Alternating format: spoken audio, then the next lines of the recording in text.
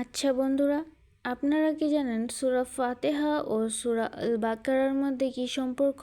যদি না জেনে থাকেন তাহলে চলুন ভিডিওটি শুরু করা যাক। সূরা ফাতিহা ও সূরা বাকারার মধ্যে সম্পর্ক হলো, সূরা ফাতিহাতে বান্দা আল্লাহ পাকের মহান দরবারে সিরাতুল মুস্তাকিম বা সরল সঠিক পথের জন্য আরজি পেশ করেছে। তারই জবাবে আল্লাহ পাক পবিত্র কোরআন নাজিল করেছেন। তাই সূরা আল বাকারার শুরুতেই ইরশাদ করা হয়েছে, আলিফ লাম মিম যালিকাল কিতাবু লা রাইবা ফীহি হুদাল লিল মুত্তাকিন। অর্থ, এই কিতাব, এতে বিন্দুমাত্র সন্দেহ নেই। এই কিতাব পথ প্রদর্শক, আল্লাহ ভীরু লোকেদের জন্য। অতএব সূরা ফাতিহায় হেদায়েতের যে দরখাস্ত করা হয়েছিল তা মঞ্জুর হওয়ার সুসংবাদ রয়েছে সূরা বাকারার প্রথমেই। উক্ত আয়াতসমূহ মালিক ইবনে সাইফ ইহুদি প্রসঙ্গে নাজিল হয়েছিল। সে মুমিনদের অন্তরে সংশয় সৃষ্টি করার জন্য বলতো, এ কুরআন সেই কিতাব নয় যার সুসংবাদ পূর্ববর্তী কিতাবগুলোর মধ্যে দেওয়া হয়েছিল। তখন মহান রব্বুল আলামিন সর্বপ্রথম তাদের বিভ্রান্তিকর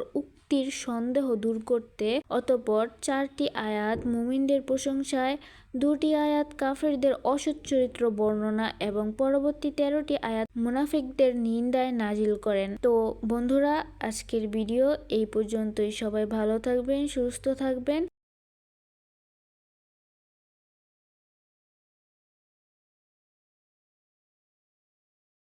এবং আমার ভিডিওটিকে ভালো লাগলে অবশ্যই আমার চ্যানেলটিকে সাবস্ক্রাইব করবেন। আল্লাহ হাফেজ।